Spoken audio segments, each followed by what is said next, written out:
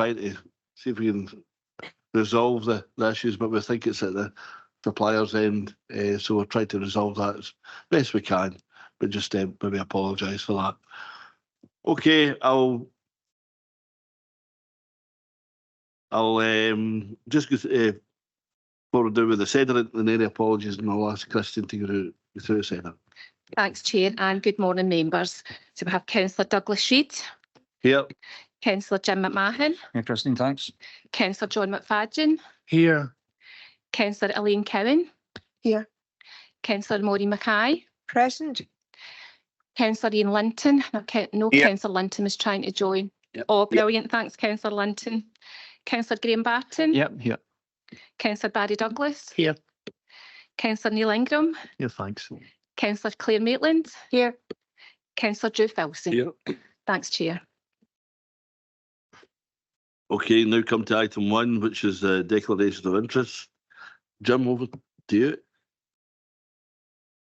Yeah, Chair, in relation to the paper coming up with the pricing structure for electric vehicles, I have an electric vehicle and I think it would be appropriate for myself to not take part in that particular paper. And I'll do the same. I have an electric vehicle too. Drew? Item 3, Chair. I'm a director of Development Parish Development Trust, but it's an on declaration, so I could be quite happy to stay if that would be okay, David. Barry? Chair, whilst I don't have an electric car at the moment, I'm about to take one on in the next 8 weeks, so I'll do the same. I'll not take part in the meeting for that. Thanks, Barry. Okay, any other declarations of interest? Okay, now go through to item 2, which is Auchinleck Leisure Centre. We've closed the procedure to be followed. That's in page 3 of your papers here. But maybe, Christine, if you, or David, go through the procedure. Thanks, Chair. As you say, page 3 sets out the procedure. It's fairly informal, quite simply. First step is Cabinet will hear from the spokesperson for the Auchinleck Leisure Centre Users Group. I believe that's Carol Robertson will shortly be making the presentation. That's up to a maximum of 15 minutes. I think we have issued paper copies for members because sometimes there's difficulty being able to see the screen, but they'll be on screen as well. At the end of that presentation, then members can put questions to Carol Robertson in respect to the presentation, and then the spokesperson will be asked to return to the public gallery. At that point then, if there's any clarification on any issues raised from the presentation, they can be provided by officers, noting there's a further opportunity to put questions to officers after they've presented the report. Officers present the report at stage 4, which comes after stage 5, bizarrely in this procedure, and then members have the opportunity at 6 to ask questions to officers and debate the report. Thereafter, as normal, at the conclusion of that debate and discussion, it will be for members of Cabinet to move to a decision. And as you've covered, Chair, the note at the bottom is normally relevant, but on this occasion, we may not have the delayed broadcast, but as you've said, IT colleagues are continuing to work to see if they can restore it. But given it's not a legal requirement and everyone's here that needs to be here with respect to Councillor Linton, and hopefully that will remain the case, then it's appropriate to proceed.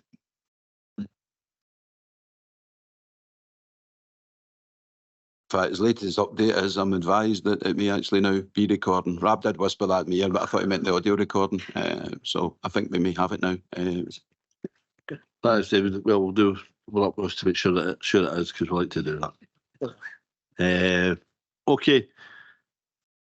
Members are happy with the terms of the procedure. I'll now move to the hearing. And ask you in terms of item 1, part 1, just maybe ask Carol if you want to come forward and just if you want to go to the podium and make your presentation. And as David says, we're up to 15 minutes, but just you can take your time, and thank you for the copies of your presentation that have been circulated. If anyone doesn't have a copy, there's some spare ones here that we can, if you raise your hand, we can get them to you. Okay, everyone got a copy? Okay, Carol, if you want to make a presentation. Thank you. The Auchinleck Leisure Community Committee would like to thank East Ayrshire Council members for allowing a presentation regarding the Auchinleck Leisure Centre. Financially, times are hard for everyone, but none more than families and vulnerable people in one of the most deprived areas in Scotland. The committee are aware that the Cabinet have been given a great deal of information and data concerning Auchinleck Leisure Centre. We disagree with much of what has been put forward to members, such as the seamless transition. It is anything but. Furthermore, we can provide a great deal of information, evidence-backed information to support our claims. We also question the figures set before Cabinet and call for a truly independent feasibility study. Auchinleck Leisure Centre was refurbished and opened in 2013. It's well used, well loved and well needed. We were promised it would remain and be consulted about its development. The consultation regarding the pool and the sports halls, we're still waiting on that. Is it any wonder that people are disengaged when recommendations from the previous 2 consultations were blatantly ignored? Current costings have been misrepresented. There's no real breakdown, which makes understanding difficult at best. There are green alternatives which will cost less to run. The listed comparisons, we also feel this has been misrepresented. It's like comparing Auchinleck Leisure Centre to Loudon Leisure Centre is like comparing apples to oranges. Auchinleck has restricted opening times, there are limited events available, party events have been refused, lack of advertisement for the pool or the halls. Auchinleck Leisure Centre marketing has been passive at best, with only 7 promotional postings on their private Facebook page for a full year, in comparison to Loudon Leisure Centre, which has been aggressively marketed with 83 promotional postings. The figures show for themselves how important this is. Respondent numbers, we also feel this has been misrepresented. When the consultation, the online form links, they came out, they weren't working the first day, they weren't working the second day. This was an issue. This is why people became despondent. Then when they did finally get into it, there was only 2 options given, and they were both for football, none to save the leisure centre as a whole. The committee consultation and petition produced 2 orders of greater magnitude. We feel that all of this is a political spin, to achieve what the council want, not what the community need. On a much tighter budget than East Ayrshire Council, we as representatives of user groups and wider community carried out our own assessment of needs. Leisure is truly the heart of every community. You can see from the picture we held an open night. It was well represented and we did a post-it note session. These are the post-it notes. Leisure is truly the heart of every community. East Ayrshire Council gave just 1 month's notice to close the pool and 4 months' notice to close the sports halls and the all-weather pitches.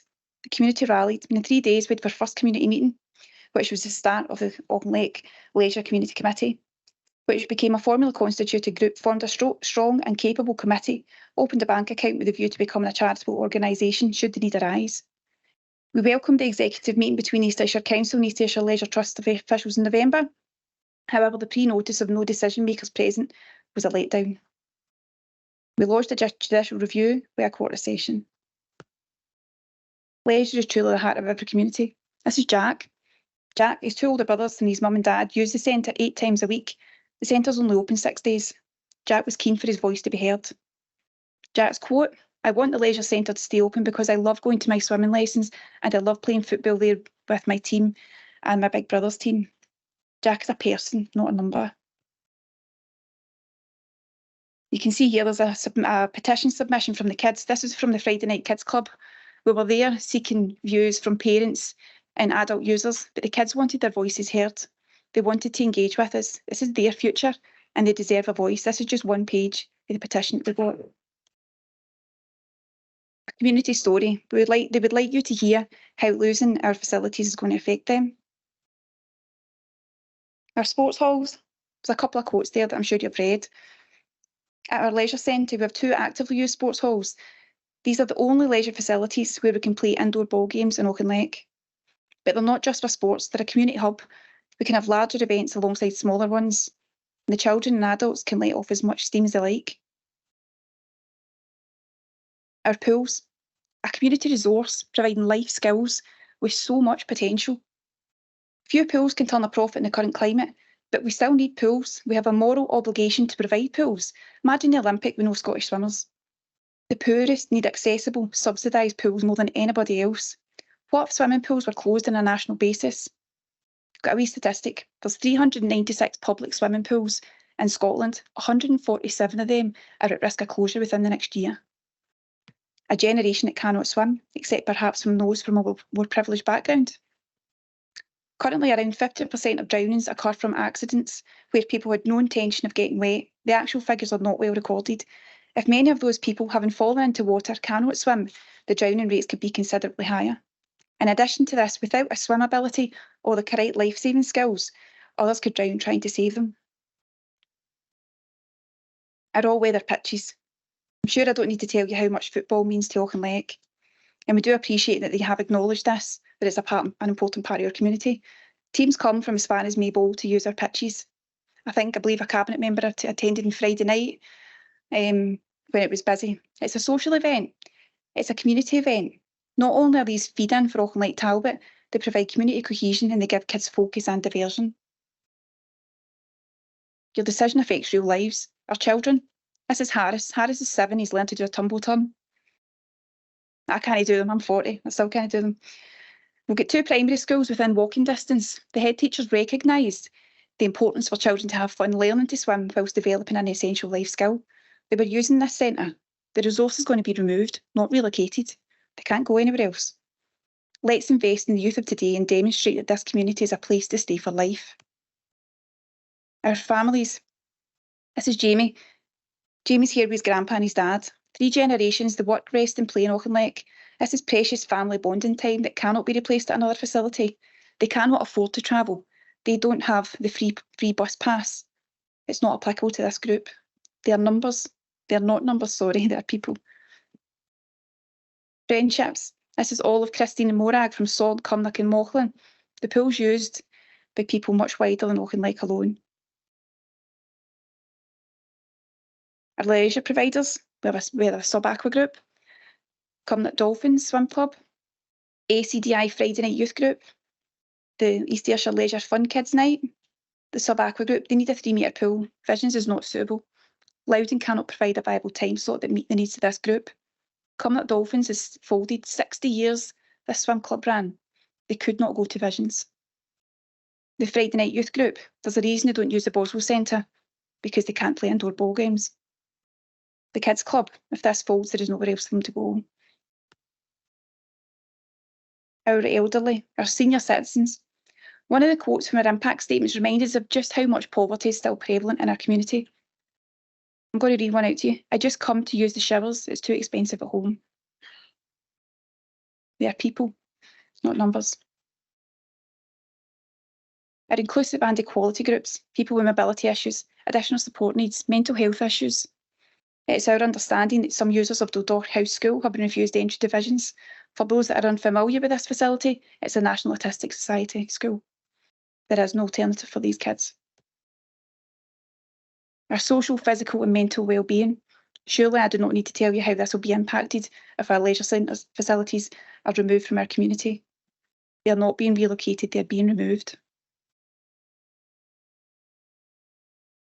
During the course of a brief consultation, we collected nearly 3,000 signatures. This was with a petition and impact statements from adults, children and users alike. Auchinleck wants its leisure centre. Auchinleck and the surrounding villages, they want to retain the whole facility. Let's have a look at the proposed alternatives. Neither suitable nor seamless. Merlin Loch Park, there's a clue in the name, Loch. Visions. Visions is not a suitable alternative. They cannot absorb what Auchinleck Leisure Centre have at the moment, which is full classes for swim lessons and a full waiting list. There's a reason there is a waiting list at Auchinleck and they're not using Visions. Shapeshift Studio, sorry, I struggle to say that. It's a fantastic asset, but it doesn't replace what we're going to lose. Dumfries Estate, I wouldn't walk back there alone in the pitch dark, let alone ask a child to do so. Boswell Resource Centre, again, great facility, but there are no ball games allowed. It was built this way because we had Auchinleck Leisure Centre. This is why their youth club come to the leisure centre to use it. This is just a statement from Cumnock Grandfather. I'll give you just a minute to read it.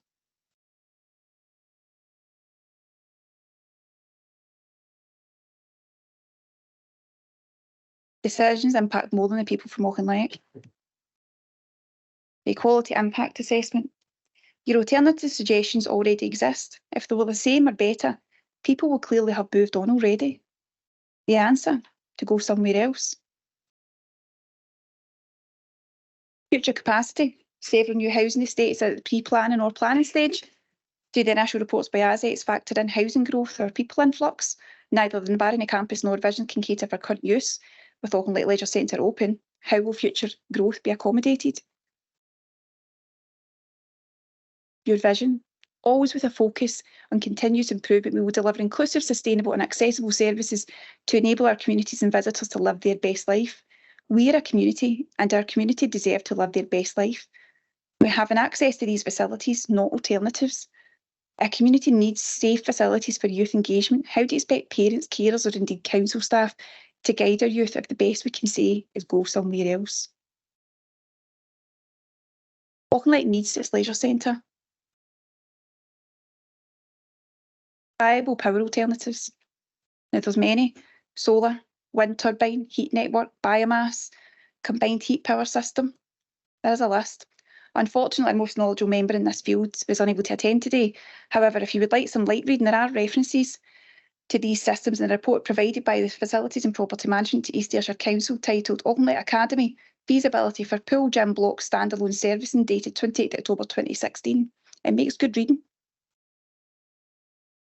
Other considerations: increased burden and partner services, NHS, social care, mental health services, police, care in the community.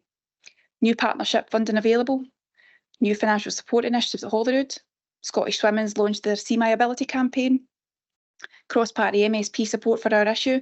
We've had support from Brian Whittle, Conservative, Carol Mohan, Labour, Eleanor Witham, SNP. We'll speak to your colleagues. And it's contrary to the agreed local development plan. Auchinleck Leisure Centre was inclusive in the local development plan. Auchinleck deserves its leisure centre. We deserve to have this. Allow me to quote an East Ayrshire Council commitment. In serving the people of East Ayrshire, we aim to eliminate poverty, deprivation and unemployment, protect the weak and vulnerable in all our communities, secure a quality environment for living, learning and working, strive for a society based on equality and equal opportunities. Working in partnership with others, we will work to deliver high quality services across East Ayrshire which are sustainable, accessible and meet people's needs. Today is an opportunity for East Ayrshire Council to act on the views of the consultation. Meet your commitments, restore reputation within the community, explore these new innovations, investigate new government initiatives, create a viable solution, and for once put people at the heart of everything that you do. And one last word from Jamie. Please don't leave me out in the cold. Thank you. Hey, Carol. Okay, if you want to just walk to the podium and just introduce yourself. In terms of time, David.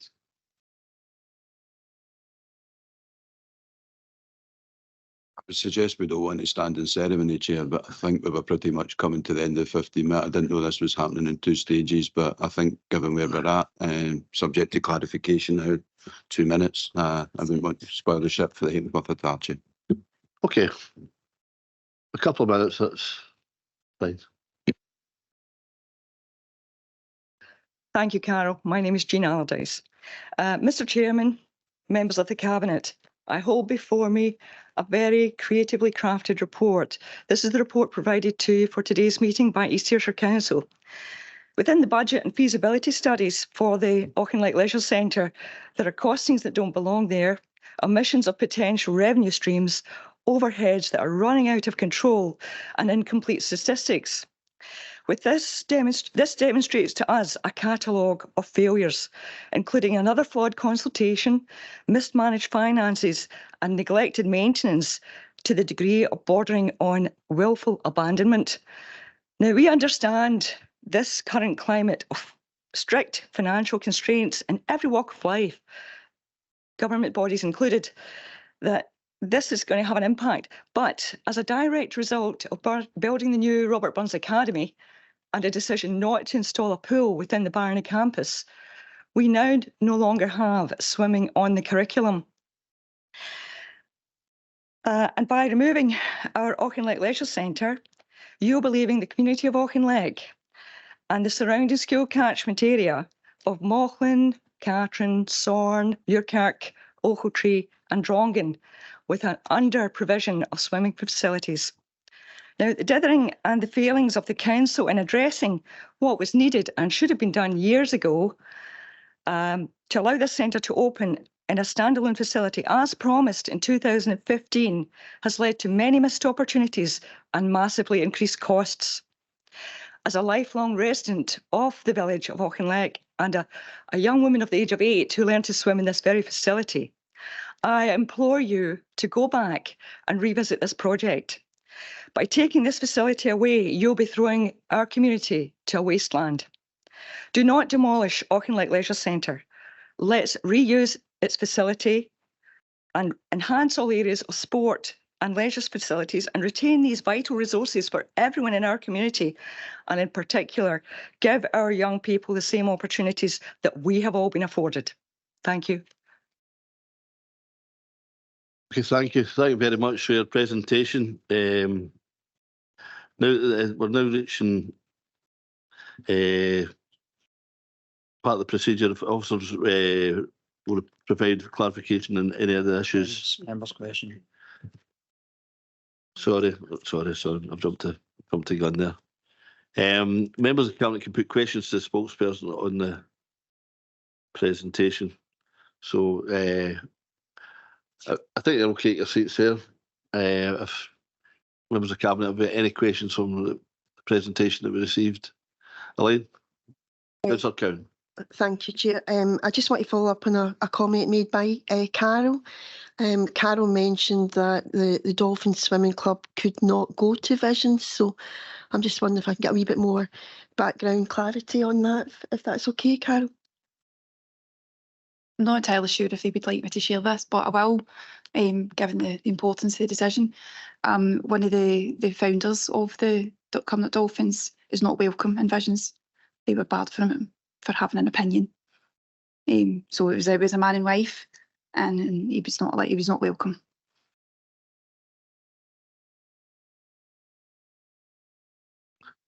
Okay. Anyone else? Councillor Filson. Can I ask Carol if she could confirm that at the Barney campus, does Cumnock Rugby Club get first chance at all the AstroTurfs down there? So you've been getting Cumnock teams coming to the games hall at Auchinleck? Yes, that's correct. They've been coming. It's really difficult to get a slot at Barney campus. So the Cumnock football teams have been coming using Auchinleck. Okay, thanks. Anyone else? Jim, Councillor McMahon. Thanks, Chair. Jean, my questions for you, a couple of questions. The point you made of costings, and they don't belong in that paper. If you could maybe clarify a wee bit your meaning by that. And secondly, was the failings of the council as the promises made in 2015. If you could maybe elaborate on that one as well for me, please. The costings that we believe should not be there are the demolition of the school buildings. I believe that should be attributed to the cost of building the new school. Plus the fact there is a costing within this really great big figure of £6.5 million to refurbish and retain this centre. But in 2000 and let me just get to my notes here. There was a £1.1 million capital set aside on the 27th of October 21 for the demolition of both Auchinleck Academy and Green Mill Primary School. So that is capital that is already set aside and shouldn't be considered within the Auchinleck Leisure Trust. The other question was, there are references back in other council documents where it was promised that it would stay open back to 2015. I don't have that exact date of that document with me, but they are there in the council documents.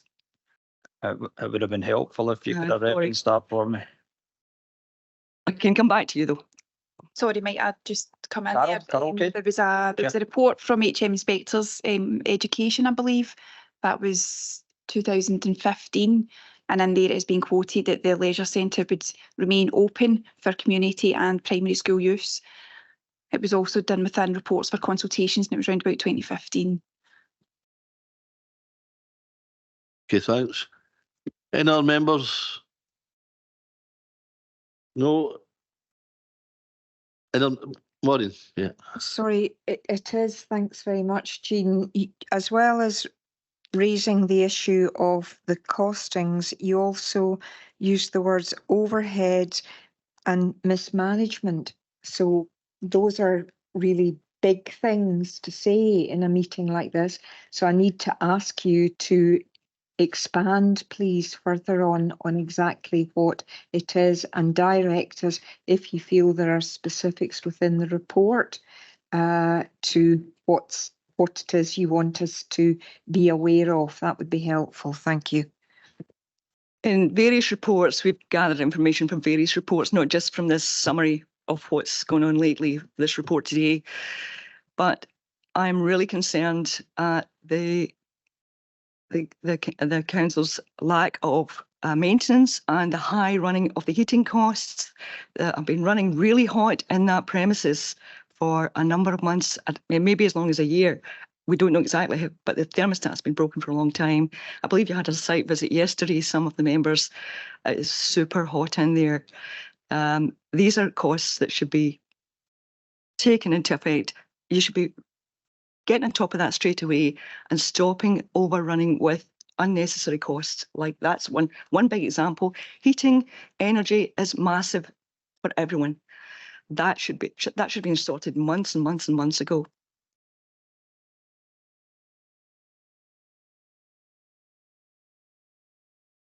Yeah. Thank you.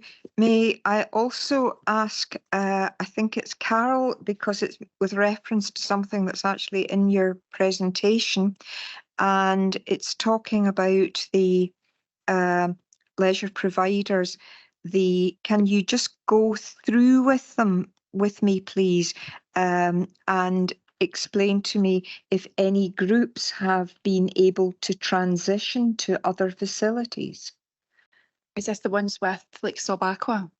That's the list that you've given us. Yeah. So my understanding is that they had been given one time slot. They were offered a time slot from Loudon Leisure Centre because they need a 3 metre deep pool, which was I believe 8:30 to 9:30, which didn't suit it didn't meet the needs of the group. Cumnock Dolphins is folded, it no longer runs. ACDI, they will probably just have their kids club in the centre, but the purpose of them moving to the leisure centre was because they can have ball games there. You can't have ball games in the Boswell Centre. So as much as yes, it's been relocated, they're still not getting that same. They're not still getting that same activity, and that was the kind of point of using that.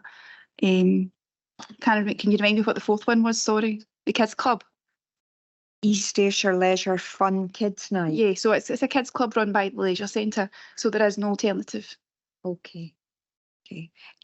Is that something that could be at another venue, at the Boswell Centre, for instance? Again, the Boswell Centre run their youth club. So the kids club, for a bit of context, the kids club used to include the swimming pool, and then it would include like the bouncy castle and the large games hall. Okay. Currently they're using the small games hall, so they've had to cut their numbers, so there's a reduction in numbers.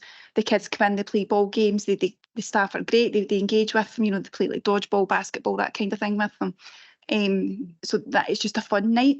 What they do in the youth club, I'm not entirely sure, unfortunately. So they are two separate things. So that resource can't be relocated. Our next nearest centre would be Barony Campus. 90% of the kids that come to the kids club, they walk because it's all within Auchinleck. So that is a user group of Auchinleck. They can't walk into Cumnock. Okay. For that, it wouldn't be safe for them. You have no primary schools within Auchinleck at all? We have 2 primary schools. You have 2 primary schools. Yes. Okay. And presumably they have games halls? They have a small gym hall in one of them. I don't know about the other one, certainly. There's a small gym hall in one of them. Okay, thank you. And again, just asking, you've said to me that it's not possible to play any ball games within the Boswell Centre. Yes. And again, you might not know, and it's certainly a question that I'll be asking officers as well. Why is that? What is I'm afraid I don't know. No, and that's completely reasonable for you not to know, but officers, I will ask that question to officers as well.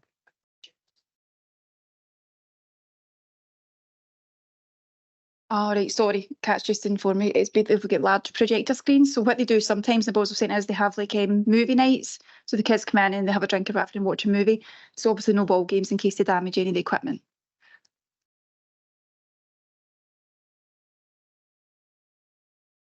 Okay, members, is that, is nobody else want to ask any more questions? Okay, we'll go to the next part of the report. If required, officers will provide clarification on issues raised. Is there anything? Please, Chair. Jim, sorry. Thank you. So it's whatever officer wants to take up the questions they can do in turn.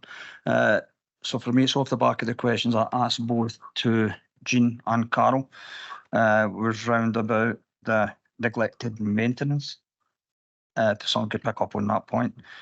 The failings of the council as promised in 2015, if somebody could pick up on that. The 1.1 million that was set aside for the demolition report and where that currently sits, and also the costings that were misrepresented, and not just in the costings, but the comparisons to other venues and the numbers associated with those venues. David.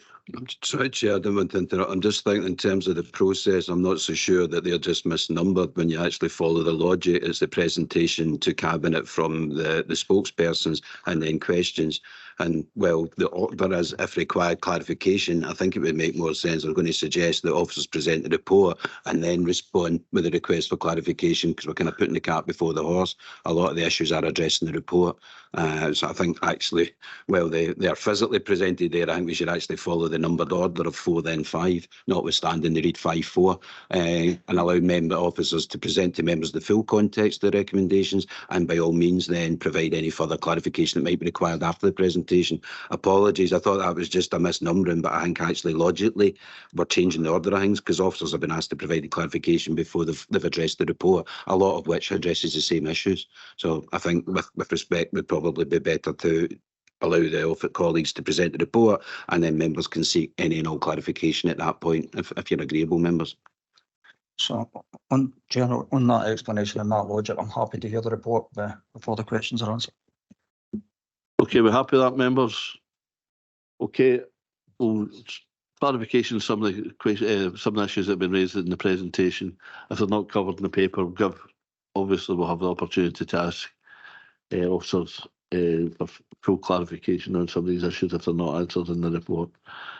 Okay, and we now go to in terms of the number sequence rather than the list order. So go to what's put down here is number 4. Officers will present the report, and we're over there. Blair Miller. Thank you, Chair, and good morning, members.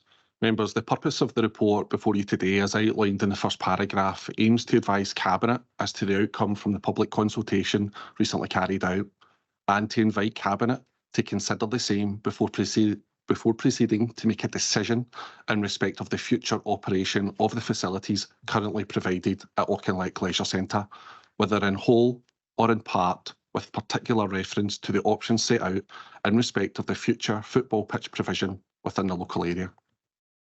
Members, the recommendations are outlined within section 2 of this report, and I will return to these at the end of my summary presentation of the report. Members, the background to this report is outlined between paragraphs 3 and 24. This section gives a chronological account of the decisions made by Cabinet that takes us to the meeting of Cabinet in October 23, when this matter was last discussed. Members, it's important to recognise the journey that has taken place.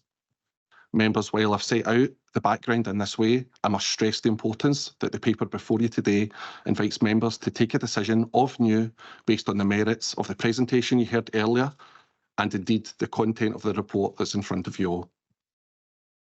Members, from paragraphs 25 through to 28, I set out that the Council received intimation of a petition for judicial review in early December 23. For members' awareness, the judicial review petition is founded on 2 principal matters. The first being the absence of any equality impact assessment to inform the Cabinet decision of October 23, and the second matter was in relation to the lack of consultation. Members, important to note that while consultation was undertaken in March 21 by East Ayrshire Leisure Trust, in view of the time lapse and subsequent movement in the proposals, there may have been grounds for challenge on this matter as well. As outlined in paragraphs 26, members, the Council fully accept that we did not fulfil our obligations under the Public Sector Equality Duty, specifically under Section 149 of the 2010 Act, by failing to carry out a formal equality impact assessment. Further, at paragraph 26, members, I can confirm that the Council has now completed a two-stage EQIA. Stage 1 of this process was to assess the potential adverse impacts in regard to the closure of the leisure centre, with the Stage 2 EQIA completion, which involved the Council consulting with the public and impacted groups to ensure we did not miss anything out in their decision. I can confirm that the EQIA has been informed by all feedback that we've received, and I'd like to thank our Equalities Officer, Alia Zahid, for her advice and guidance in this regard. With all of the above considered, it was agreed to formally depart from the decision taken by Cabinet in October 23 to allow for this further engagement and a comprehensive EQIA to be undertaken. Members, I can confirm that these matters have now been addressed. Members, paragraphs 29 to 31 highlight some concerns held by officers surrounding the condition of the Auchinleck Leisure Centre, which has recently resulted in closure at Christmas due to water ingress and closure of the storage areas due to broken ceiling beams. Additionally, in recent weeks, East Ayrshire Leisure Trust have had to close the pool and reimburse swimming lessons due to a complete breakdown of the air handling unit, making the venue unsafe to operate. We've also seen over the past fortnight air vents fall from the walls, and since this report was lodged, further ceiling plaster falls within the pool area have occurred. Members, since the 1st of December, in excess of £10,000 has been spent on reactive repairs within the leisure centre. Members, paragraph 31 also highlights the independent review of the facilities, which indicated that the synthetic pitch is nearing its lifespan end and replacement would cost in the region of £260,000, also noting a requirement to upgrade the lighting.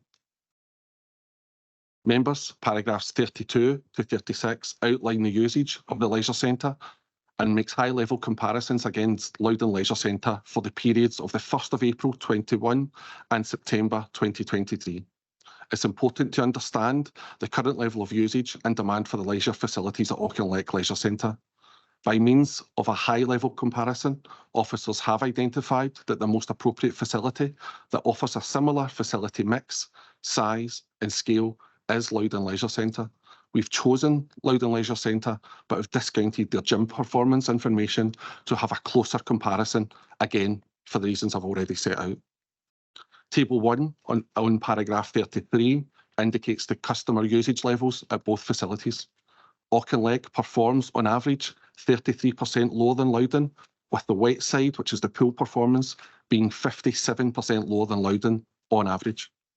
Members will note that we've included within Table 1 a column headed Performance Difference Adjusted, which has been recalculated the performance taking account of the operating hours difference between both sites to ensure a like-for-like comparison. Members, at paragraph 36, I confirm that as part of the standard local government benchmarking data, a common source of facility performance comparison is the net cost per user or participant for each facility, and I have provided the comparative figures here. Members, in consideration of previous asks of members, officers have explored the potential of the core project for Auchinleck Leisure Centre and the wider site, and the findings are outlined within paragraphs 37 to 43. The outcome of this being that no end use for the academy site was identified at that time, and therefore no specific need identified for energy generation, concluding that we were unable to identify a demonstrator project for the site.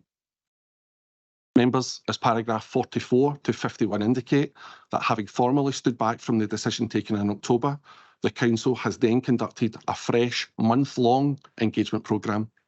Members, there was an online engagement programme between the 18th of December and the 22nd of January, presenting previous decisions and the draft EQIA for comment and feedback. In addition to this, council officers facilitated 3 face-to-face drop-in sessions at Auchinleck Boswell Centre, as set out within paragraph 50 of the report. Members, there were 2 options considered as part of the proposals in terms of the outdoor pitch provision, as outlined in paragraphs 47. It's again important to highlight, members, that throughout the engagement, the council has been clear that our proposals would not negate the right of any community body to request an asset transfer under Section 5 of the Community Empowerment Scotland Act 2015. Members, this engagement gave space to allow the local community the opportunity to offer their views on the options for the pitches so that this could be reflected in this report, and equally important to allow members of Cabinet the opportunity to consider all of the above information before taking a fresh decision. Paragraphs 52 to 56, and supported by information within Appendix 1, analyses the engagement feedback. 279 responses over the duration of the engagement programme, which equates to marginally less than 2% of the Ballochmyle Ward 7 population. We also had 31 individuals who participated within the face-to-face sessions facilitated by our officers. It's also important to note that 42 or 15% of those responding indicated that they were not regular users of the facility. All feedback obtained through the engagement programme has been considered and grouped. The themes have been reviewed by officers from across the Council and East Ayrshire Leisure Trust, with a response provided for each, a copy of which can be found on the members' portal. Paragraph 54 gives some examples of the thematic feedback for the EQIA, a copy of which can again be found in Appendix 3 of the report. In addition, paragraph 55 gives examples of the generic themes from the engagement feedback, with a complete response found within Appendix 2 of the report. Paragraph 56 outlines the respondents' assessment of the 2 options proposed, and it would be fair to highlight a clear opposition to the proposals. Members, there was a clear and strong opposition to the proposal to close the leisure centre and pitches, which you've heard earlier. Members, the implications are noted within the report, covering paragraphs 57 to 83, but I would like to highlight the following. Within the governance, paragraph 60, that while previous decisions of the Council, as taken through Cabinet, are appropriately referred to throughout this report in order to provide a full historical context and supports a fully informed decision in respect of the recommendations set out within this report, the only decision that matters at this stage is the one yet to be taken today, following due consideration of this report and having heard the deputation. Paragraph 61, that the petition for judicial review referred to within the report was dismissed on the basis of agreement between the parties on certain matters. First and foremost, being that the previous decision taken by Cabinet on October 23 has been fully departed from and is consequently no longer of any legal or practical effect. Paragraph 62, that this is not the more familiar scenario involving consideration of whether to retain a particular facility or to close it, with the consequential budget saving that would flow from that. Instead, for all of the reasons set out in detail within the report, the situation here is one where a decision to retain part or all of the facilities will require the Council to identify and put in place appropriate capital and revenue budget provision to support delivery and implementation of any such decision. Paragraph 63, it's considered that the approach taken at this time around in respect of both the EQIA process and the consultation which has been undertaken were sufficient to fulfil the Council's statutory responsibilities under the Equality Act 2010 relative to the EQIA process and indeed the Fairer Scotland duty, and at common law in respect of the consultation process.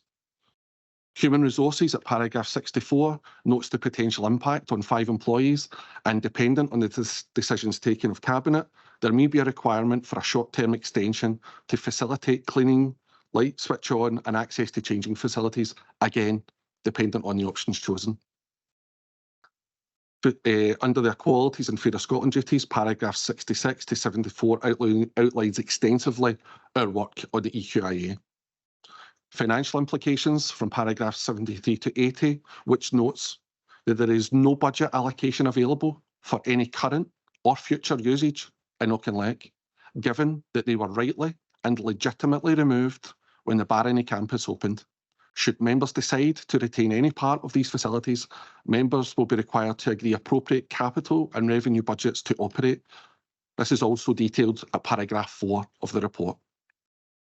Previous proposals to retain the full sports facilities at Auchinleck Leisure Centre site were estimated at £6.5 million, including the £1 million demolition costs for the wider campus, and had up to £437,000 of annual revenue costs. If members were to support either options presented within this report, there would be additional costs required to be included within the revenue budget and capital investment plan being presented to Cabinet and Council at the end of this month. Paragraph 76, option 1, it's estimated that the capital cost would be in the region of £1.2 to £1.3 million to provide, as far as reasonably possible, a like-for-like SGP pitch, but now at Merlin Park. In addition, there would be recurring revenue costs associated with this option. Furthermore, members, officers would look to commence dialogue with Auchinleck Talbot in regard to the delivery of this project. Paragraph 78, which is option 2, is again estimated to have capital costs in the region of £1.2 to £1.3 million, and there would also be recurring revenue costs associated with this option, as referenced at paragraph 78 and 79. Members, funding sources have been identified for the revenue for 1 year as set out at paragraph 80. Members, to conclude, the report outlines the financial challenges facing Auchinleck Leisure Centre and the significant investment required to maintain it. There is no budgeted recurring revenue or allocated capital budget to sustain the facility. Despite strong community support for keeping the centre open, officers recommend closure with immediate effect due to the health and safety concerns, and particularly the deterioration of the property, notwithstanding, members, the financial constraints. Members, it's also important at this juncture to reference the school closure and development of the Barony campus with the intention to close Auchinleck Academy, which included the leisure centre, as it was never intended to operate as a standalone leisure facility.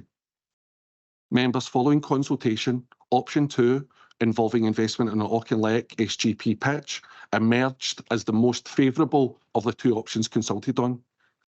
While it has similar capital costs to option 1, Merlin Park, it will incur higher ongoing revenue costs and restricts future site use at Auchinleck. Conversely, option 1 offers good existing facilities, lower ongoing costs, and strategic advantages for developing a sports hub, making it the recommended choice by officers. It's therefore the recommendation of officers to propose the following next steps: to close the Auchinleck Leisure Centre pool and games hall with immediate effect, facilitate temporary access to changing facilities to support continuous use of the SGP pitch within Auchinleck Leisure Centre, extend the use of the SGP at the Academy site on a temporary basis until a project at Merlin Park completes, proceed to develop the SGP at Merlin Park, and to proceed thereafter to full demolition of Auchinleck campus on completion of Merlin Park. Chair, if I can refer you back to the recommendations in paragraph 2 of the report, and for the avoidance of any doubt, at recommendation Roman numeral 7, this recommendation should also include the games halls, as I've just referenced at paragraph 92 of the report. I would be happy to take any questions, members. Thank you. Thanks, Blair. Okay, just a bit kind of confusing in terms of the procedure that's laid down here, but I think there was a question, Jim, Councillor Mann, you had in terms of some of the issues that we'd heard. Have any of them not been answered at this stage? Okay. So if I could just, I think some of them might have been covered in the officer report there. Thank you for that, Blair. But and again, it's the failings of the council as promised in 2015, which has not been covered in that report. And round about the costings, where that had been misrepresented, a bit more clarity on, please. The actual costings of the 6.5, the comparisons that's been made at high level with Loudon and the numbers there. You, Chair, I'll maybe take the first point. To be fair to Blair, I'm not sure he was even employed with the council in 2015. Apologies if he was. In As members will be aware from the report, this story starts with the schools consultations that were carried out round about 2015. I do believe and accept what's stated, and members will be aware that as part of the statutory schools consultation process, the HMIE, Her Majesty's Education Inspectorate, have an observer's role, an oversight role, and they participate, they monitor, they observe these proceedings, and they produce their own report that forms part of that decision making. And I do believe there is the statement that was described in there that's attributed to the former head of schools at that time, to the effect that a statement was made, whether it was a commitment that the facilities would remain open in perpetuity or whether it was simply a statement they'll remain open till further decisions are taken. It has to be taken in the context of the council's stated position at that time, as was set out in the schools consultation. I was not at the Ochiltree meeting that's referred to, where I believe the head of schools made the comment as was recorded. However, I was at the schools consultation in Auchinleck itself when the Section 95 officer addressed that group and certainly clarified and stated, and that's also on the record, that the council's position was as stated in this report, that the schools consultation exercise would focus on the educational merits of bringing together the two schools and integrating them into the new build barony. And the council's position, as stated in 2015, was that a further review would be carried out, as has flowed through into the subsequent reports to Cabinet, right through to 21, 23 and today, that the review would be carried out before any final decision was taken in the facilities.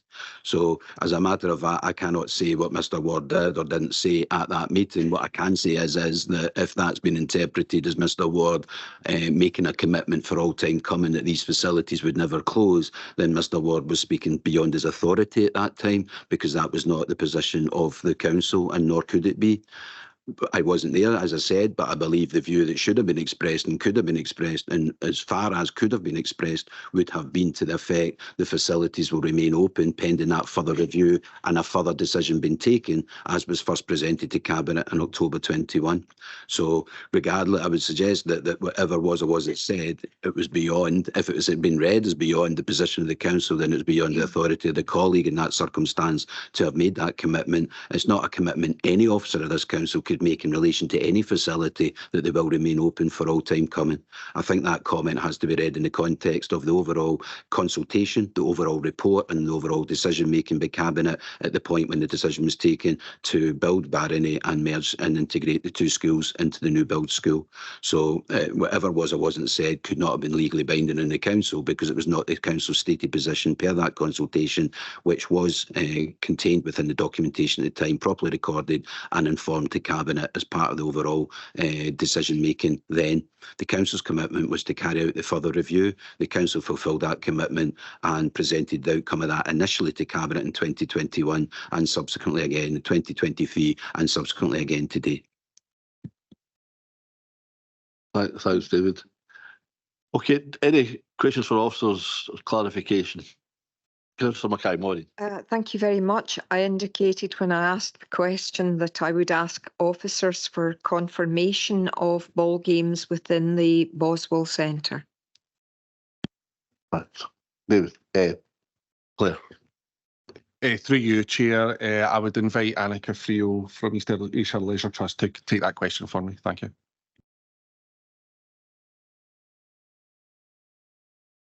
Thank you, Chair. When we operated Boswell Centre up until last November, it's true we didn't allow ball games in the centre because of, as the group suggested, the equipment that was in there and that was at risk. However, it's now Auchinleck Community Development Initiative that operate the centre, and so I believe they'd be open to discussions around that. Thanks, Annika. Maureen? Thank you. Could I then go on and ask further questions, and that is the various community groups who have made use of the facilities within Auchinleck Pool and Leisure Centre in terms of what the current status of those groups actually is. Thank you. Thanks.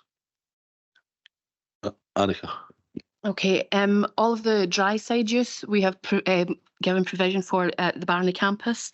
The Sub Aqua Club are currently operating out of Auchinleck, but we've been in discussions with them about moving to Loudon. Again, it is the Friday night slot, which is not the full provision that they have right now, but as soon as the slot comes available, or further slots come available at Loudon, we will indeed provide them with that there.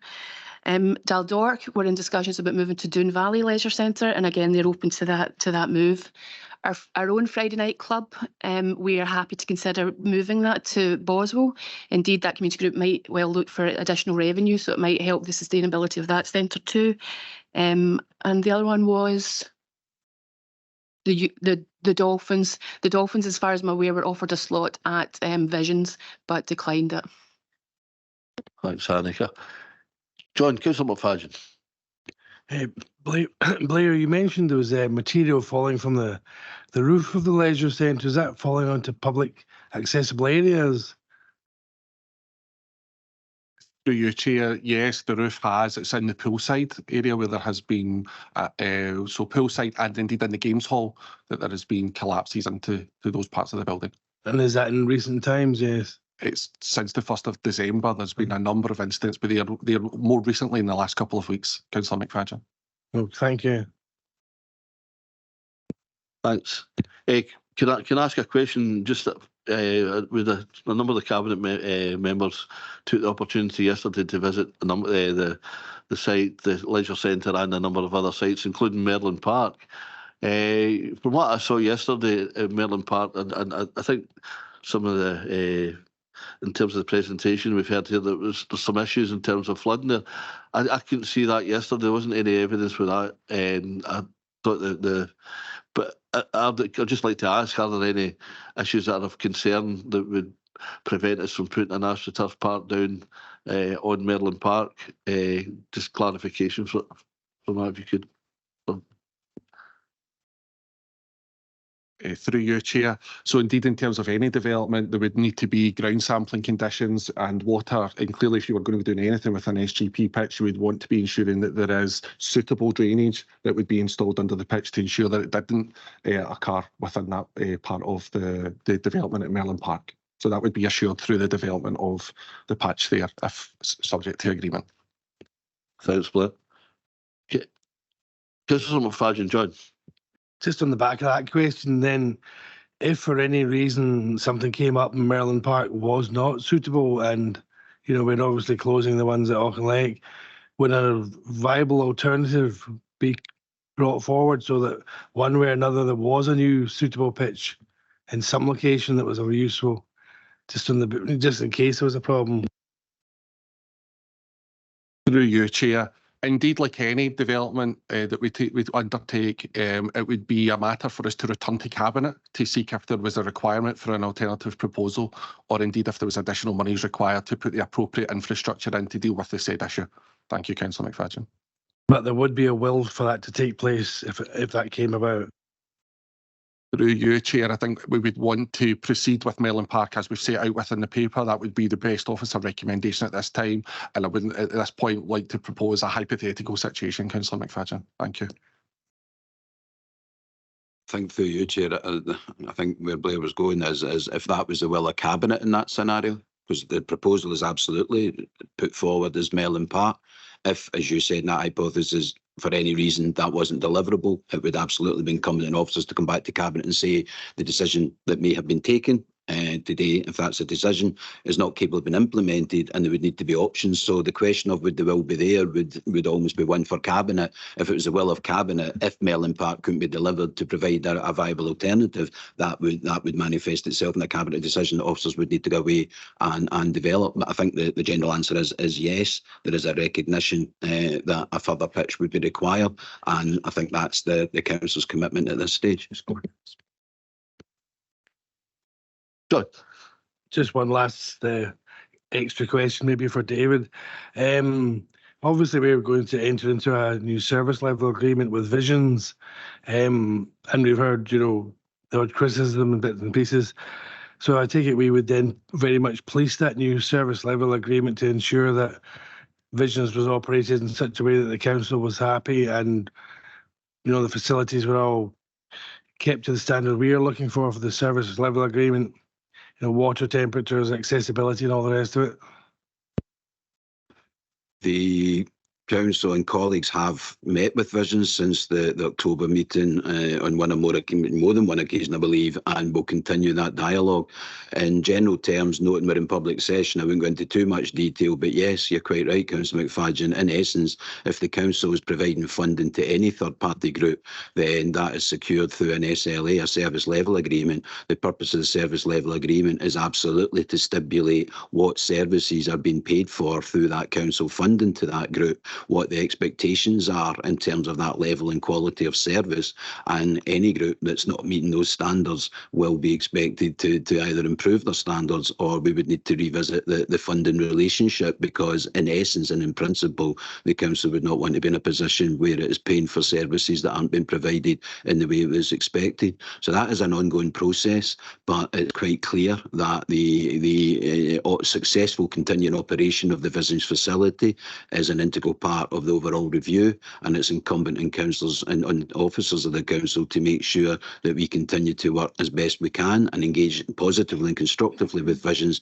to ensure that the ambition is realised and that the maximum benefit has been made of that facility. And I think there's a general agreement that that may not be the case just now, so let's just say there may be room for improvement, but we believe and colleagues believe that they can continue to work through the Leisure Trust and through Council Service and colleagues to continue to improve the Visions offer as part of delivering the outcome of the review and the ambition that flows from that. So absolutely yes, and it was put, I think, in a conversation as though all of the balls or all of the balance of power there sits on one side. At the end of the day, there is a service provider and there's a council providing funding, and the balance needs to be struck that meets the needs and interests of both the grant recipient and the grant funder, and that's what the council will be seeking to achieve going forward. If there are any issues around about that, I would expect colleagues will come back to Cabinet with recommendations in terms of any future funding if the levels of performance aren't what is being sought. Thanks, David. Maybe bring the Deputy Chief Executive, Richard Grierson, in just now, just a few comments or clarification. Richard. Thank you, Chair.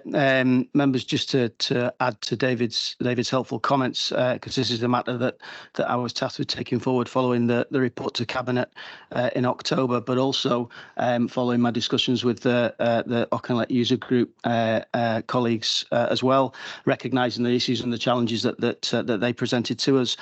So we've been in ongoing dialogue with Visions in terms of developing those relationships and that partnership. There is in the development of a new business plan, which is currently being taken forward in parallel to a new service level agreement, as David has alluded to.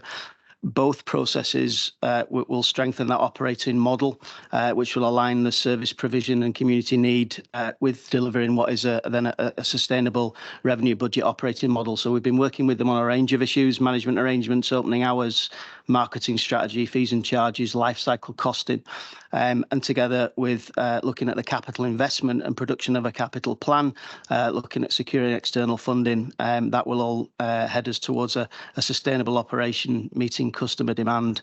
And our council, our role there is to support and work in partnership, as David has mentioned, and I'm confident that that's moving forward in a much more positive positive fashion than was previously the case. Thank you.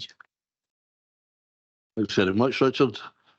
Okay, members, maybe sorry, Drew, you need to hand that over. Sorry, Councillor Filson. Thanks, Chair. You mentioned there that there was a site visit yesterday, but unfortunately I couldn't manage it, so I went along on Friday. I wanted to see it actually in operation. So when I arrived there on Friday, just a bit after 7, it was absolutely mobbed because Auchinleck Talbot was playing Easter House. There's a big, large crowd inside the foyer. They're using that as a kind of stand and out the rain. But I've got to commend the staff there, the leisure centre staff. There was a fire alarm going off, so nobody could get into the centre. Fraser and Amy, and there was another young chap there, Dave, his name escapes me, but they did a great job just keeping everybody out the premises. But the fire alarm went on for an hour, so we get in after an hour, the fire alarm went off automatically. Seemingly that comes on for Auchinleck Academy, and it happens pretty regular. And I think that has an impact on the leisure centre itself. So when the fire alarm went off, Amy kindly took me around the leisure centre for a wee visit, and we just get into the swimming pool, and she stopped her tracks because she just had cleaned the swimming pool sides, And just as John was saying there, that the big lumps of plaster had come off the seal right in the bottom corner. So I think health and safety has made the right decision there. And looking at all the rest of the plaster as well, it looks as if it could fall off at any moment, Ken. So, but she took me through to the back as well, and I think it was the changing rooms, the disabled changing rooms, and the kitchen area. It was just red hot, as Jean admitted to earlier on there as well. But I was just wanting to ask Blair, page 9 there, and at the bottom there, £10,000 spent on the roof repairs. So why is the games hall still closed? And could you answer if just that was for December 23? Earlier on in the year, could you tell us how much has been spent on the building then, if anything? Because I believe it's some of the repairs is not getting phoned in because they reckoned it was going to close anyway. Through you, Chair. Thank you, Councillor Filson. So I would pass for Andrew to take the question round about the property condition. The £10,000 that's been spent, Councillor Filson, is the roof, it's the air handling unit, and there are other component parts that have made up that sum of money. But Andrew has the detail in terms of about the operation and indeed the M&E equipment within this setting. Thanks. Through you, Chair. Yeah. There we go. Absolutely. Can you see me? I think that there's clearly been significant issues that have arisen over the last kind of couple of months that are noted in the report. It's a flat roof. It's of a significant age, and there has been ongoing repairs on that roof for a period of time. And there's also issues there with obviously drainage, downpipes, etc. That was the kind of main issue that was highlighted. The storms just after Christmas, and obviously as Blair has indicated, that work's been complete. Obviously the health and safety assessment then needs to be done. Those repairs were just sort of recently completed in the last kind of couple of weeks. So that's the reason why that's not actually allowed the facility to kind of reopen just yet in terms of the indoor sports spaces. I think just in terms of the air handling unit, the heating, the air conditioning and the general fabric, particularly around the pool, the heating, the fire alarm, the security systems, all of those are linked into the main school building. And that's where the biggest challenge has been, both in terms of continuing to keep it operational over the last sort of 3 or 4 years, but also in terms of the proposed changes and the significant investment to decouple that part of the building and the site with the rest of the school to allow the demolition. There is no doubt that some of the technical problems that we've had are due to the life of the age of the system and our ability to continue to maintain and keep those bits operational. Clearly, as you pointed out, Councillor Filson, with the time where the heating system and the air conditioning haven't been working, that started to show some of the problems in terms of the fabric and the plaster. Also, it's highlighted a number of areas where the structural reinforcement within some of the columns has also been exposed. And again, we're seeing sort of significant damage in those areas as well. The facility, in terms of the building, has been there for about 50 years, and obviously it has shown significant wear and tear over that period of time. We do and have been over the last 5 years spending about £50,000 a year in maintenance. That includes all our statutory requirements, as well as obviously undertaking responsive repairs. There has been a couple of areas where individual reports have not been progressed over the last sort of 6 months or so, but that is an exception as opposed to the normal practice that we would deal with in terms of any repairs. And we've continued to spend that money on the repairs. The air handling unit, we have been able to fix that over the last kind of week or so as well, but it's still only operating to about 50% capacity, and there's still continued issues with that going forward. hopefully that gives you a bit of context. Thanks, Andrew. That's useful information. Just ask a follow-up. So, I've got Councillor McFadden and then Councillor Madden. John. Just a quick comment, then a question. On the back of what we've heard there from Councillor Finlayson and learned earlier from Blair, I'd have to say on behalf of the group I represent, I'm extremely concerned about the idea of members of the public being in the building with pieces of plaster falling from such what looks like a very high roof. I wouldn't like to be sitting here trying to explain to a family what might have happened to one of their family members should it fallen on them. So that's of grave concern to me. And on the back of that, we're aiming to keep the changing facilities open for the football. Can we keep that area open and ensure that that area in particular is safe and there's no danger of falling debris? I mean, can we have that reassurance that if that was the decision and we went ahead along those lines, that that area could be completely safe in the long run? Because, you know, now this is turning into very much a health and safety issue. That's what Blair. Through you, Chair. Thank you, Councillor McFadden. Yeah, absolutely. I suppose the short answer would be it will have to be safe in order to operate it. We are at this moment in time organising an air sampling test as well for the building to ensure that it's safe for people to be in there, which we believe it is, but that'll be subject to the test, of course. So in short, absolutely, we would believe that it would be safe to continue to use those changing facilities. Thank you. Jim, did you want to come in? I did, and it's back to Andrew again. I need a wee bit of clarification on that sum you said, and Andrew, around about 50k a year that you spent on maintenance. Did that cover the full leisure complex, the pitches, the hall, and the swimming pool, or was it specific to the swimming pool? It's been about an average of 50,000 over the last 5 years, but that'll include all of the facilities there, not just the swimming.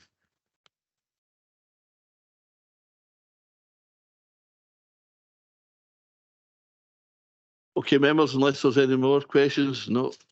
Can I just ask one more? Sorry. Jim, on you go. Yeah.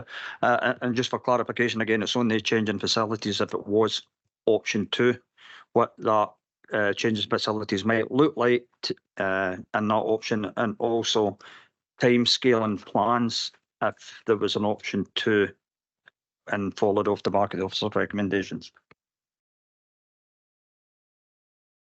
Through you, Chair, it would be almost like what you seen at Merlin Park yesterday, Councillor McMahon, in terms of the modular facility. The timescale are clearly subject to a number of conditions, notwithstanding planning, etc. We would be anticipating about 12 months, but that would be variable, subject to all of the statutory consents we would be required to receive in order to deliver that change.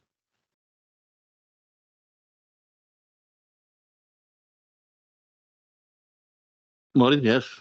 Thank you. And thank you to Annika, who gave us quite an outline in terms of the transition of various groups to other facilities. May I ask some questions about, have there been any cost implications for those groups in any of the transitioning? Annika? Not that I'm aware of. No, the groups that have been offered places at Visions, they've agreed to hold the prices for a period of time, and anyone who transfers to any of our venues, same prices. So I'm not aware of any additional costs other than transport costs. Hearing some reluctance from that, when we have had, and I can't think, which is amazing given how long I've been here, but I can't think of anything similar. Have we made any financial offers to groups to offset perhaps any of the disruption costs that they have had when they've moved from one facility to another? And is that something that you would have budget for within? Where? Richard, sorry. Sorry. Thank you, Chair. Thank you, Councillor Mackay.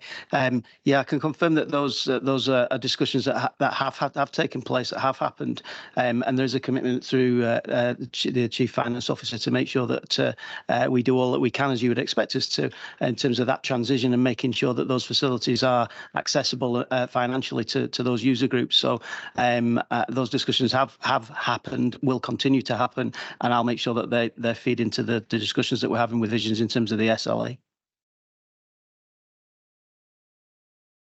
That's what we have to accept then. Thank you. Yeah, I think that's helpful. Okay. Now, I'm going now to determination.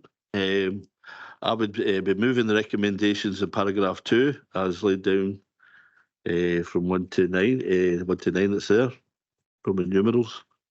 The seconder, Councillor McFadden. Okay. Anyone otherwise minded? No. Sorry. Point of clarification, Claire. Yeah. Thank you. It's Roman numeral 7. I believe we were to add in the games hall to that. Just want clarification. Thank you. Yeah, I think that's taken us right. Yeah, the officer addressed that during the report. We'll build that into the minute. It was there in the conclusions at the end. Just those 3 words were missing, so that was clarified, and it will be reflected in the minute. Yeah. Okay. Okay. Thank you. That concludes item 2. Maybe give some of the visitors a couple of minutes just to leave the chamber. And just thank you all for your attendance.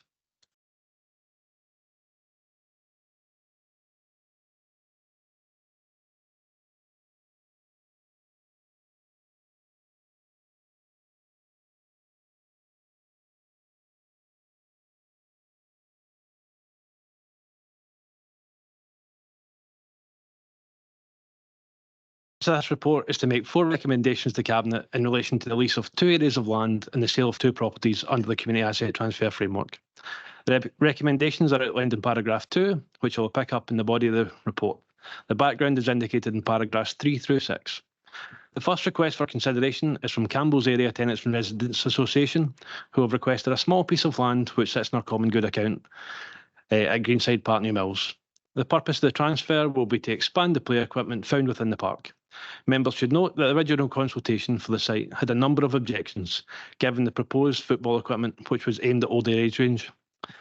Following the consultation, the group amended their plans and removed the football equipment, which met the vast majority of the objections. The remaining equipment proposed for the site will significantly upgrade the park overall and add significant community benefit to the village. The recommendation on this site is to approve a 10-year lease subject to the Sheriff Court approval with the lease terms of £1 per annum if asked. The second request is from the Melton Parish Development Trust, who have requested asset transfer of a wooded area of land south of McAdams Way to Melton. The project will see the Development Trust create an inclusive cycle track on site, which will complement the Melton active travel network. The recommendation for this site is to agree a 25-year lease of the land, which will be completed when the confirmation that all external funds for the project have been acquired. Again, the terms of this lease will be £1 per annum if asked. The next recommendation is for the sale of the current Galston Library building to Galston Community Development Trust. This building will become surplus requirements once the renovations to the former Town Hall building have been completed. Originally, 4 organisations indicated an expression of interest in the building. However, only Galston Community Development Trust made a complete submission for asset transfer. The successful project would see Galston Community Development Trust move their charity shop to the venue and establish a food larder in the building. The recommendation to Cabinet are to declare the building surplus to requirements and to sell the building for £14,000 to Galston Community Development Trust. Finally, a request has been received by Lugar Boswell Thistle to purchase Rosebank Park, Lugar. The club have successfully operated from their home venue for 142 years, making Rosebank one of the oldest continuously used football grounds in Scotland. The recommendation is to sell the site to the football club for £2,000. The implications of the paper are indicated in paragraphs 9 through 18, and I would draw members' attention to paragraph 12, which indicates that, due to the favourable terms of the sales through asset transfer, the solicitor to the council will include any conditions within the sale to protect the council's interests. Happy to take any questions. Okay, members, do you want me to go through them one by one? Just I suppose it's a logical way to do it. Is there any questions in the Golson? In your Mills, sorry. Green Park, your Mills. Maureen? Sorry. In terms of the area of ground, I know the area of ground. I'm just interested, and perhaps Lair's in a position to be able to answer this. Tenants and residents associations, the tenants and residents associations over in this area have over the years been very active. Do you have any sense of the numbers involved in the tenants and residents association there currently? Or I'm happy to take that at a later point if you can circulate that to cabinet members. Through you, Chair, just for clarity on the question, Councillor Mackay, is it the number of people involved in the tenants and residents group of Campbell area tenants and residents group, or indeed the wider network of tenants and residents groups?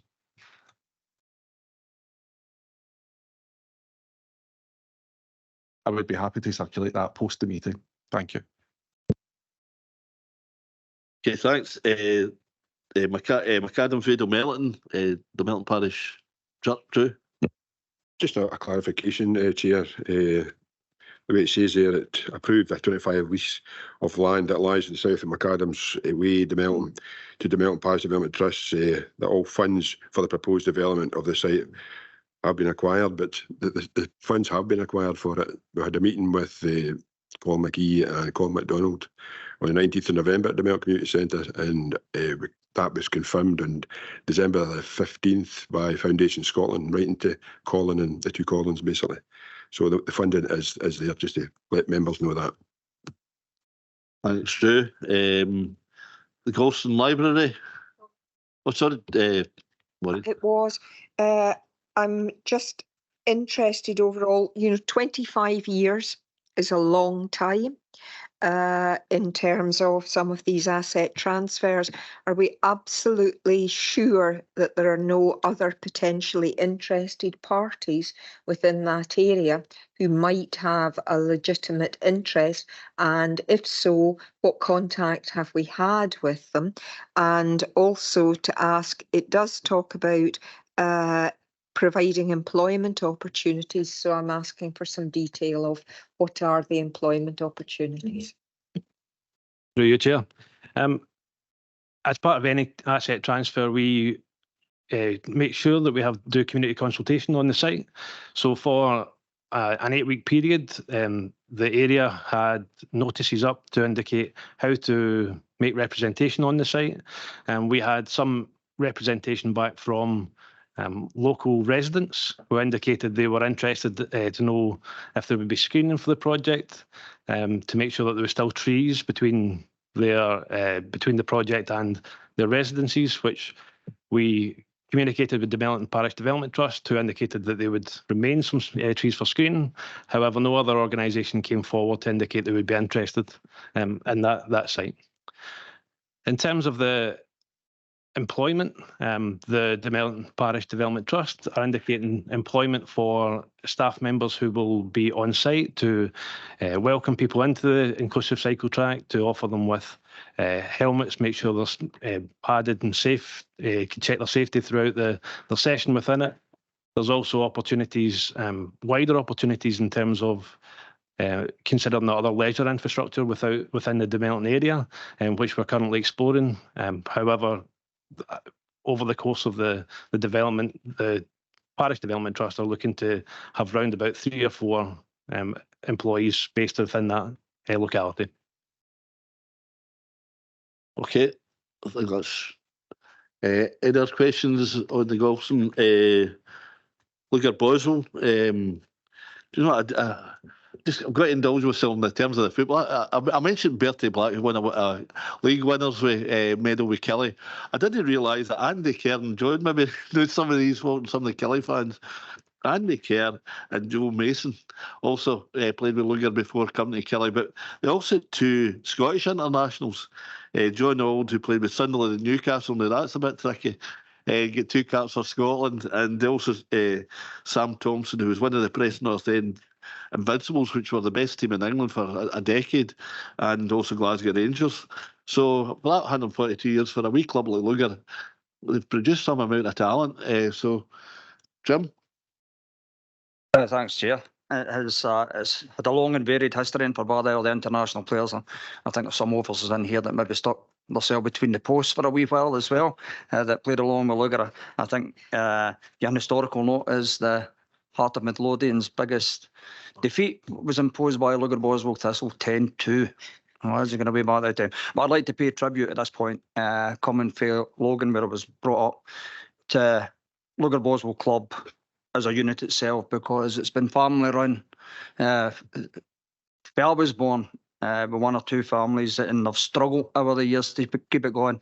But if you go to Lugar Boswell Football Park today, you'll see that all their efforts have been completely worthwhile, and they're still managing to put a team of 11 out there, and there's full squad every week that they play there.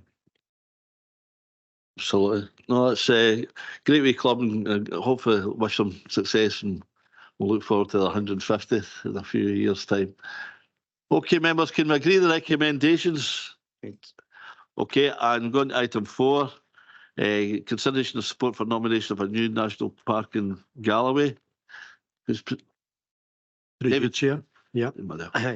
So the purpose of this report is to present to Cabinet for support in principle details of a formal application by Galloway National Park Association to the Scottish Ministers for a national park for Galloway, part of which lies within East Ayrshire's local authority area, part of South Ayrshire, and the majority in Dumfries and Galloway, and this is illustrated within Appendix 1. Paragraphs 3 to 6 set out the background to the proposal for this national park, noting that in paragraph 4, the Scottish Government committed to the designation of at least 1 national park by 2026, and by the 29th of this month, all nominations should be received, with appraisal across spring and a decision to be reached in the areas to progress by summer 2024. Paragraph 7 through to 12 sets out the legislating framework and points to the current ongoing consultations on the National Park Act. Paragraph 9 sets out the planning implications, and paragraph 11 sets out potential implications for the Leisure Trust. Paragraphs 13 through to 15 sets out the details of the nominations, and as I said before, the National Park map is set out there in Appendix 1. In those paragraphs, we see the detail of the specific nature of the proposed area.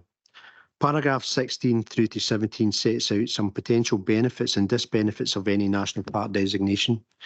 And getting to the ask for the council, paragraph 18 sets out that the Galloway National Park Association have asked all 3 local authorities within Ayrshire and Dumfries and Galloway to support the nomination process.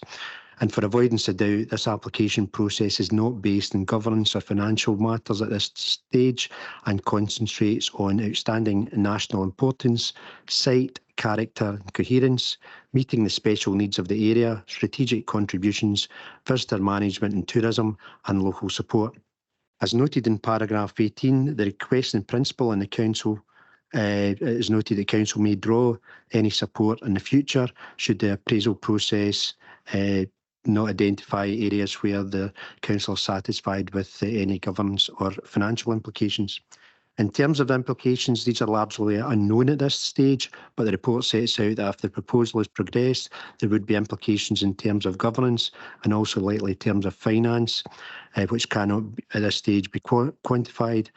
And this again, which we're looking for the request to members to agree in principle only. Chair, there are 6 recommendations set out in paragraph 2, with recommendation 5 seeking support in principle for the bid. Members may recall that in the local development plan 2 that we did have a policy dedicated to the national park. However, at that particular time, in the response from the reporter, it's considered that this be removed, given that it was premature pending the Scottish Government assessment process, and members will hear more about the local development plan at the next council meeting. Chair, happy to answer any questions. Thanks. Councillor McFadden. In paragraph 21, I mean, I understand, yes, can't clarify the cost at the moment because it doesn't actually exist, but I mean, there is national parks in existence, so I'm just wondering, have you any idea of like costs are we letting ourselves in for? We're not talking about millions of pounds worth of land management and stuff like that. I mean, I know this is only in principle, but I mean, if we're talking about some wardens or game wardens or something that would benefit the community, but any ideas at all of where that cost implication is? Because it's a very open approval. Yeah, I think through you, Chair, I think there's a couple of things here. We have actually taken this matter before members previously in terms of the LDP2, and we agreed that, and at that time it was in principle as well. This particular case is it's clear that we have a Southwest Scotland Enterprise Agency down that overlaps this area. We currently contribute to the UNESCO Biosphere for contributions towards their operation. However, at this particular case, we need to have an understanding what the outcome of any Scottish Government assessment would be and what the implications would be for that process. And there, at that particular time, we then may need to bring a report back to set out what these implications are, both in terms of governance and financially. So this period of time, we're unable to set out a cost against that, Councillor McFadden, but it's very much looking at matters in principle. Okay, thanks. Drew, Councillor Phil. Thanks, Chair. It's just fingers crossed that this bid will be successful. As I say, this brings in Dalmellington, and we see ourselves as a gateway to the national park there from the north. So fingers crossed that we'll get a good outcome this time from the Scottish Government. Thanks. Yeah, absolutely agree with that. Clerk. I won't labour it because it's basically along the lines of what Councillor McFadden was saying there. But if you look at paragraph 11, it says, there will be implications possibly for core paths within, excuse me, the Leisure Trust. So yes, it's a great come out Butte House, and as it's an agreement in principle only, yes, I think we're happy to go with the recommendations. Thanks. Okay, thanks. Okay, so everyone, can we agree the recommendations? Agreed. Okay, I'll now vacate this chair. I don't know. David? Yeah. Chrissy? Yeah, thanks, Chair. So because the Chair and the Vice Chair are both leaving the meeting, can I seek nominations for a chair for this item only? Yes, I nominate Councillor Maitland, please. Thank you. No other nominations. Thanks, Councillor Maitland, you're up.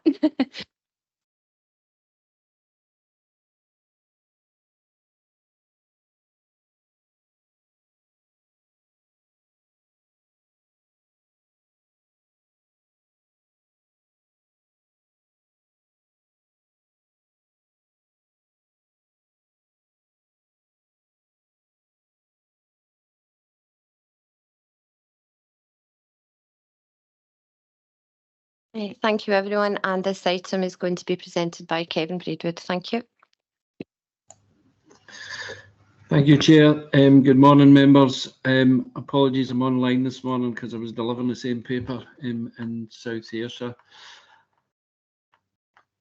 The purpose of this report is to seek approval to implement East Ayrshire Council's electric vehicle EV charge point tariff, minimise spend and overstay charge across our charge network. And this move responds to recent increases in energy. Members should note there is an amendment to overstay. There are currently 65 EVCPs at 36 locations across the East Ayrshire area, and there is currently no tariff within East Ayrshire for the use of EVCPs. And the introduction of this tariff will cover electricity costs, including capacity charges, standing charges, maintenance, back office through Charge Place Scotland, and replacement of faulty units. The current cost for the electricity used by the EVCP is allocated from Ayrshire Roads Alliance revenue budgets, and due to the increase in energy cost, this has increased significantly over the last few years. Although the simple electricity supply cost per unit to the council is 16 pence per kilowatt hour, the actual cost to the council depends on the site. In 24-25, electricity supply costs are set to rise, thereby further increasing the service costs for the council. According to the report, Public EV Charging in Scotland, Insight Report on Tariffs by Scottish Futures Trust, published in November 22, the provision of below-cost charging by local authorities was of benefit and relatively low-cost approach to encourage the early adoption of electric vehicles. It is now less of a requirement to adopt this approach as purchasing of electric vehicles becomes a more mature market. ARA and Finance and ICT colleagues have met to prepare the initial EV charging and the income collection and management arrangements, and have also had meetings with colleagues from Swarco, which is the back office operator for Charge Place Scotland. These meetings have been helpful in determining arrangements with regards to VAT, clarifying the charging and income remittance arrangements to the Council, as well as allowed specific processes to be put in place to facilitate financial charging and cost recovery of the electric fleet vehicles operated by a range of Council services. Swarco is able to provide a suite of data and intelligence for each EV charger, including details of each user, the vehicle linked to the Charge Place Scotland card, the duration of each charge and the most and least used chargers in East Ayrshire. This information will enable ARA to engage in discussions with private operators in line with the expectations of Transport Scotland and the Scottish Government. This report concludes that the tariff would need to be set at 31 pence per kilowatt hour for fast AC chargers and 37 pence per kilowatt hour for rapid DC chargers if we are to attract private sector investment and likewise break even with enough capital to reinvest into the network. Private charge point operators pay a significantly higher cost for their electricity than the Council does, and this is due to local authorities having access to the public framework. Therefore, private sector operators may still struggle to provide charging services at the tariff levels being proposed in this report. The minimum spend should be implemented at £5 to ensure EV charger service users only access the charge facility, drawing a minimum of 18 kilowatts per hour of electricity when they do require to charge. The overstay charges as part of a consultation and to align across the three Ayrshires will be set at the following: fast AC, £30 after the first 5 hours plus 10 minutes grace between the hours of 8 AM and 10 PM, and rapid DC, £30 after the first hour plus 10 minutes grace between the hours of 8 AM and 10 PM. This ensures service users opt for the appropriate charger capacity suitable for the duration the vehicle will be parked, and it will also reduce congestion on rapid chargers. South Ayrshire Council Cabinet approved this paper earlier this morning, and the recommendations are contained in paragraph 3, Chair.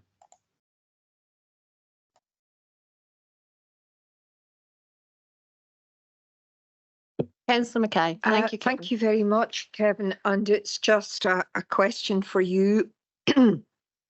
It's not clear from this paper. I hear that you're at South Ayrshire Council this morning presenting. In some discussions that we've had previously about this, there has been a proposal put forward by yourself to hope to bring forward an all Ayrshire charging policy. Is that something that we are going to see now? And is this an element of that? Or is it merely going to be a charging policy across the jurisdictions of ARA? Through you, Chair, no, this charging policy will be across the three Ayrshires, North Ayrshire, South and East. And this is the precursor to us engaging with a private contractor to develop a concession contract. The conditions of the Scottish Government in giving us grant to develop a public infrastructure was that we had to put a tariff in place. So the three Ayrshires are working together, and it'll be the same tariff that is set across the three Ayrshires. Thank you, Chair. Thank you. I think that's helpful, knowing that we have that equity of cost across all three Ayrshires and presumably exactly the same system, because obviously what we hope to do is to develop tourism.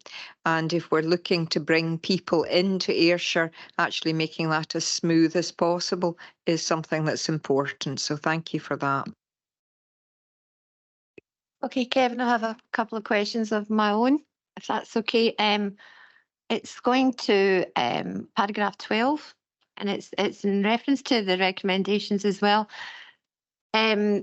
obviously the private sector, as you're saying, are investing more, etc., and they're paying more. But I'm unsure about us trying to match them in future, because would that then make us an income stream? So if we were to match their tariff, would that be an income stream for us to reinvest back into roads or parking? Thank you. Through you, Chair, in terms of the concession contract, there would be no income coming from the charging tariff to East Ayrshire Council or the other two councils. The only income that we would generate through the concession contract when we move to that would be for the lease of machines sitting on our estate.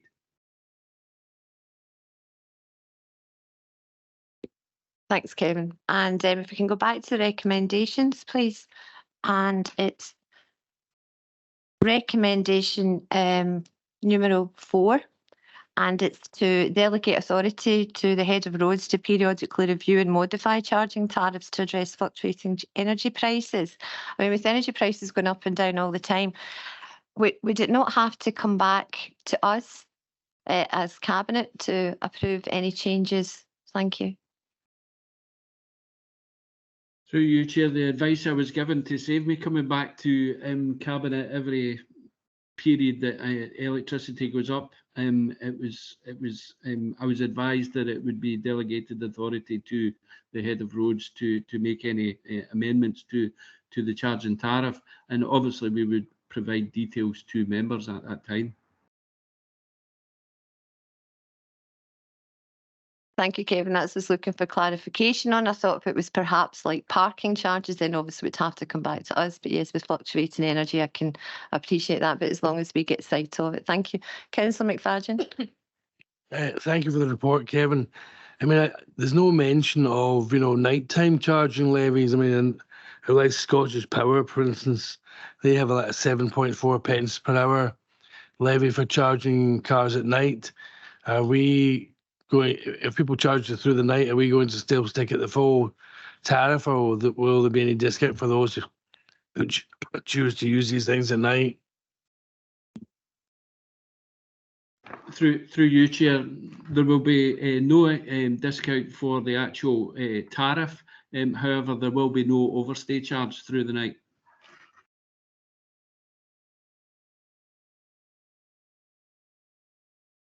Any more questions? Councillor Mackay. Thank you. It's just a small, and I'm sure it's probably a typo. When we look at the financial implications, Kevin, at paragraph 26, it talks about a more cost neutral provision of EV charging. Yeah, I'm a bit concerned about the wording of that. By contrast, I'm very happy with the wording in the actual recommendations themselves, which make it clear that it remains at a cost neutral position. So it's not a more cost neutral position, implying we're sort of hoping to get towards cost neutral, but that we are actually at cost neutral within the recommendations. Could I just get clarification on that, please? Through you, Chair, that is a typo. Thank you. Okay, if there's no more questions, can we go to the recommendations? Can we agree? Thank you. And I'll just vacate the chair for the chair. Thank you.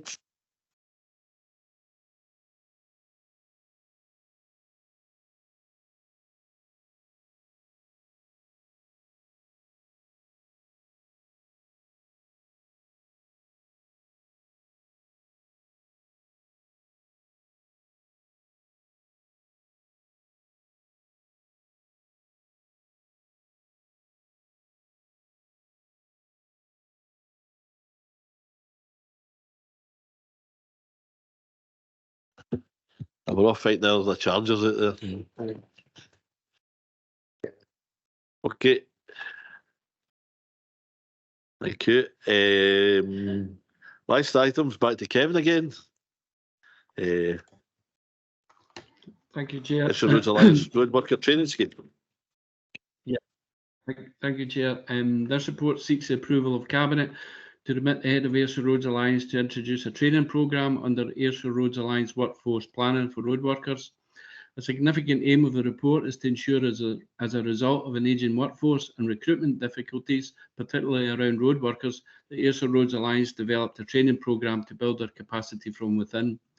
Ayrshire Roads Alliance supports foundation apprenticeships, modern apprenticeships, trainee and graduate programmes across the service, with employees attending educational establishments on HNC, HND and degree courses during their training.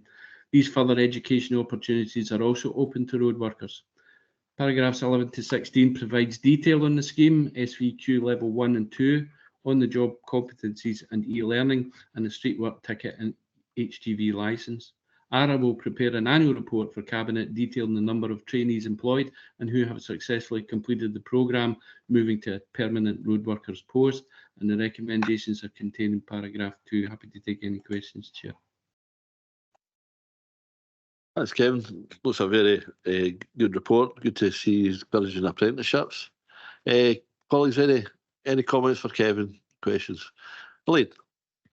Thank you, Chair. Thank you, Kevin. I'm interested in point 14 in the report where it mentions the full driving licence training. Is that something we're going to provide in-house and cover the costs for, or is that something the individual would be asked to take part in independently? Through you, Chair, we don't provide the training through our fleet service. We outsource that, but it's fully funded by the service.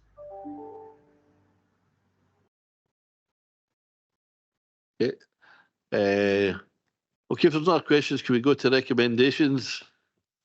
Do we agree recommendations? Okay, thanks all for your attendance today. Thank you. Take it, Kevin, sincerity, I shouldn't have been on.